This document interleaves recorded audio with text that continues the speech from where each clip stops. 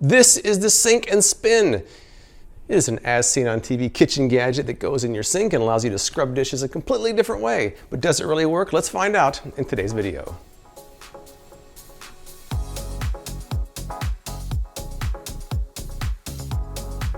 All right, this was something that was advertised in late 2019. Got a lot of requests for it. I believe it's back for 2020. You should be seeing a lot more of this in the near future. It's an interesting device. It has suction cups on the bottom that allow you to stick it to the sink. This is a handle that's removable,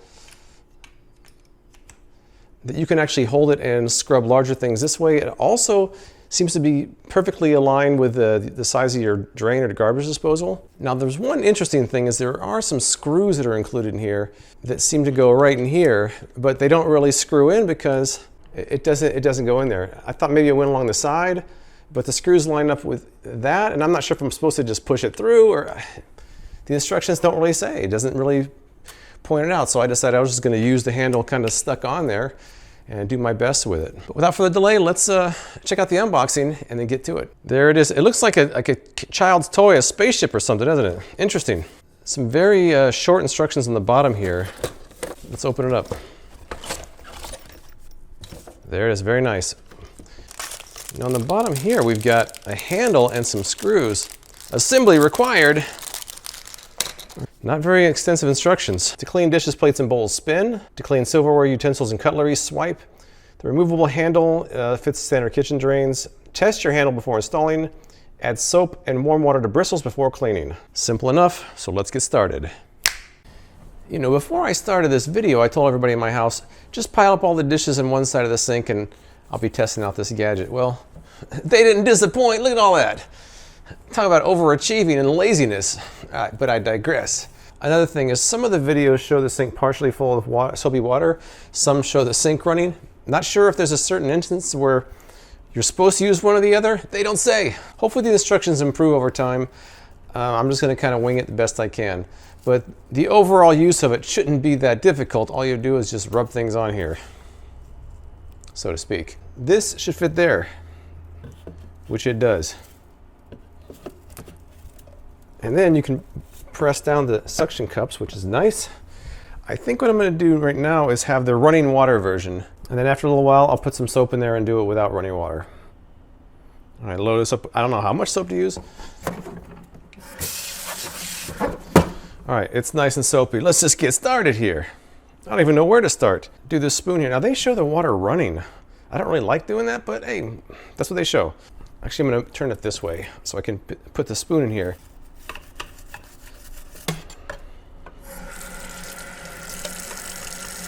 Hey, you know what? That cleaned it pretty good. We're off to a good start. Are we wasting water though? I don't know. You're supposed to be able to just kind of do this. I don't even want to know what that is. I don't want to know what that is. All right, now for traditional bowl here.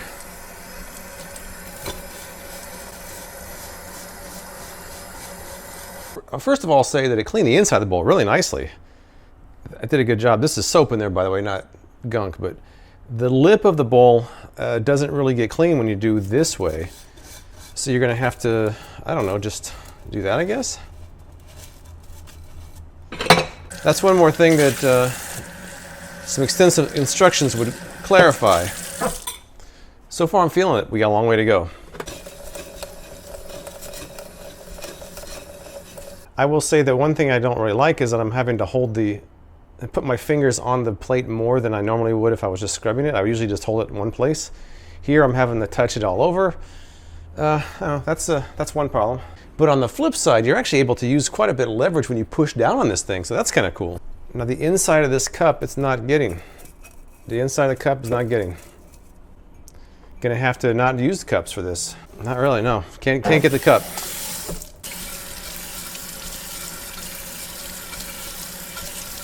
Another thing is you can't really see where you're cleaning at. So you kind of have to pick it up and look. Although that did a good job. It did a good job. In the commercial, they have kind of a see-through bowl so you can see the stuff getting cleaned out, but when it's not see-through, you're gonna have to keep checking it. This, for a bowl, it's really good. You can like press down, you can two-hand it. That's not going anywhere. It's solid. Look at that. Very nice. Whoa. It did a really nice job on this bowl, I will say that.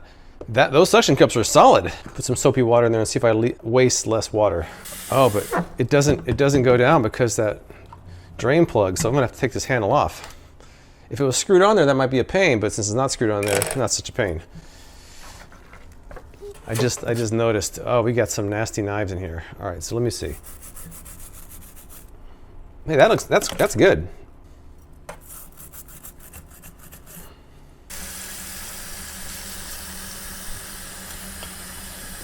It seems it's really well geared for silverware. I like the see-through lid. I can see exactly where it's scrubbing at. That's kind of nice.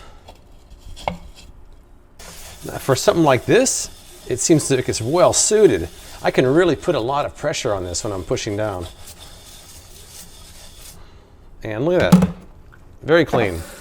Speed things up here. See if we can do this with this big plastic bowl. Let's see. Oh, it's doing it. It's doing it all right, yeah. Something looks strange about that. Yeah. Oh, I'm splashing. Oh, wow, that actually fits in there. Yeah. Yeah.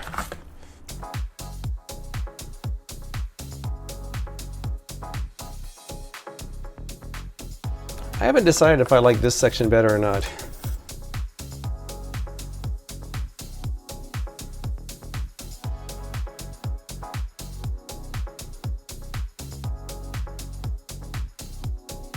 For the grand finale, let's do it the other way. Put the handle back on. You can use it as a handheld model. Again, the screws would make it better because it's going to potentially fall out, but I'm feeling it. Actually, I feel like I have a better grip if I hold my finger holding the handle on there. The pot appears to be clean enough. Let me sit on this for a while and give you my final thoughts. All right, I want to get outside and enjoy this lovely day, but let's take a look at some pros and cons. If you've watched my channel much, you know that I'm all about listing the pros and cons for everything that I reviewed. I would say there's two major pros and two major cons. The two pros would be that it's really good for bowls and silverware. You're able to get a lot of leverage when you push the bowls on there. There's a lot of bristles for the silverware. It works quite well for those. Plates are also pretty good too. Pro number two is that it stays in place between the suction cups and that handle that goes right in the drain. It doesn't move. You can put a lot of force in there and it stays in place. I like that a lot. Now let's take a look at the cons. Number one, no cups or glasses. That's going to be something that a lot of people aren't really happy about. I'm not sure if maybe that's going to be addressed in the future, but to me that was kind of a surprising drawback.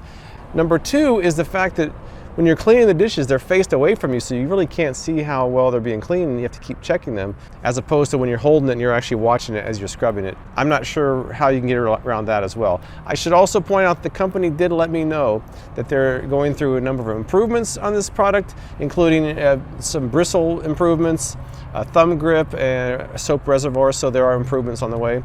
I think that this is one of those products that some people are going to really like and some people won't, as with many of the things that I review on here. I would be interested in hearing what you guys think about this in the comments below. By the way, there's some bonus content at the end if you're interested. Otherwise, please subscribe for more product reviews from me, James White, with Freakin' Reviews. Welcome back to part two of the video, the bonus content. And this week, I'm calling this Tales from the Boneyard. And that's the Boneyard right there. This is where all of my old Ascion TV products, all my Amazon products end up after I'm done using them. This was never really supposed to be a long-term solution. I'm actually looking into building some more permanent shelves and organizing this better. It started off as just a small segment of this shelving unit back here, and it's kind of taken over. Look, it's not even holding it very well. So this is definitely not a solution that's gonna last much longer.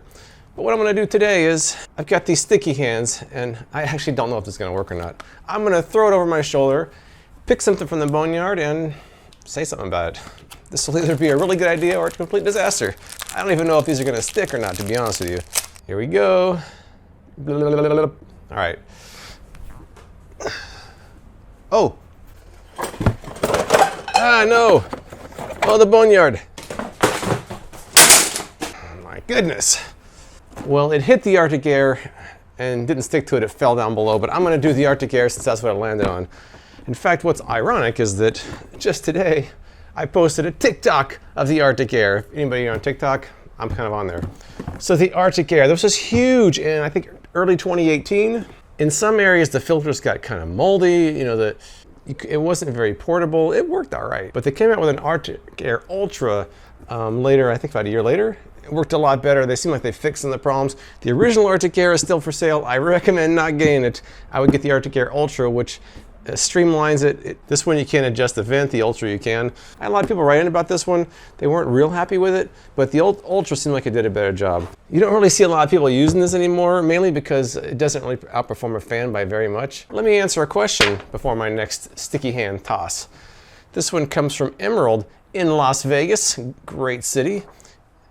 Emerald says, what is your favorite color and magical creature? I once heard that if you look in your closet and see the most dominant color in there, that's your favorite color. If that's the case, then black is my favorite color. I do wear a lot of black. But I really like the color of dark brown cherry wood. It's kind of like a reddish brown. I don't know. I guess all the regular colors just kind of got boring after a while, but the color of dark brown and or cherry wood would probably be my favorite color. Magical creature. I really don't think I have a favorite magical creature. I've been sitting here trying to rack my brain about it. I can't think of any. Is this a good idea or not? I don't know. I'm trying to wing it here. Here we go. It actually stuck. I don't believe it. This is the Bell & Howell light bar. I actually like this product. I still use it a lot. I actually tried to do a giveaway last year and the person never claimed it, so I have an extra one. Maybe you have to give this one away to someone else sometime. It seems like from about 2016, 2017, there was just this wave of lighted products on ASCII on TV. There was the Tac Light and the Lanterns, Everlight, and Bell & Howell light bar. I reviewed all of them. I really think this was one of my favorites. I don't really think they sell this one much anymore either. I think I've seen it like in the bargain section of Bed Bath & Beyond. But if you ever see it, it's worth picking up. How about another question? Jax on Instagram says, what are the most expensive products you bought, and of those, which do you regret the most and which do you still use today? I would say of the expensive products that I reviewed that I regret is probably the Ember Wave, which was, I think it was a $269 personal thermostat that goes on your wrist. That product didn't work very well. The video didn't get a lot of views. It's just, that was kind of a waste of time for me. I don't feel like enough people watched that to even really get much benefit from it. So Ember Wave, I'd say, is the most expensive one that I don't use, that I kind of regret. Time for a fresh sticky here. Whichever ones I talk about from the Boneyard, I'll link the original reviews below if you're interested. Another purple sticky. 1, 2, 3. Where'd it go? Wow, it went way down there. This is a good one worth mentioning. This is the Reheatsa, the microwave crisper. I did 2 products like this one. This was the As Seen on TV version, and I still remember the commercial quite well with Mark Gill, who was a worthy successor to Billy Mays, but not quite at that level. But the Reheatsa is an item that you can put food in, you put it in the microwave, and the microwave supposedly heats the item up and it cooks it. The problem is I did the Rangemate Pro, which slaughters this one in a head-to-head competition. This was a weak competitor to the Rangemate Pro. Rangemate Pro is more expensive, it was about 80 bucks. But if you're just looking at how they perform, the Reheatsa was not a very good one. I never really used it much after my review because the Rangemate Pro, which I still use several times a week, just kicked its, you know what. One more question and then I'm gonna wrap this thing up. Alyssa from Buffalo on Instagram, what is something you've wanted to do a review on but weren't able to necessarily do a video for? Well, there's a lot of them actually. I have a whole folder of videos I started and never finished. I've got a whole section of products I never finished reviewing. I would say the most recent one is I took 2 blenders. I was working on a comparison of that one and I didn't feel like my results were useful enough to really present a review. I'm going to revisit that at some point, but my blender comparison recently was a failure on my part. I'm not going to put out some second-rate video not showing the products perfectly compared to each other, so that's the most recent one. I tried doing a robot vac. It didn't work. The pet hair kind of ruined it. That was another one that I tried to do and couldn't finish. So anyways, that's it. I don't know if the Tales from the Boneyard is something you guys are interested in. Let me know if you still like that. I'm just trying to add some extra content for those of you who are stuck at home, bored out of your mind, and going down the YouTube rabbit hole. If you have any more questions, send them in as well. And I appreciate you guys sticking around, and I'll be back in a few more days in the next video. Take care and stay safe.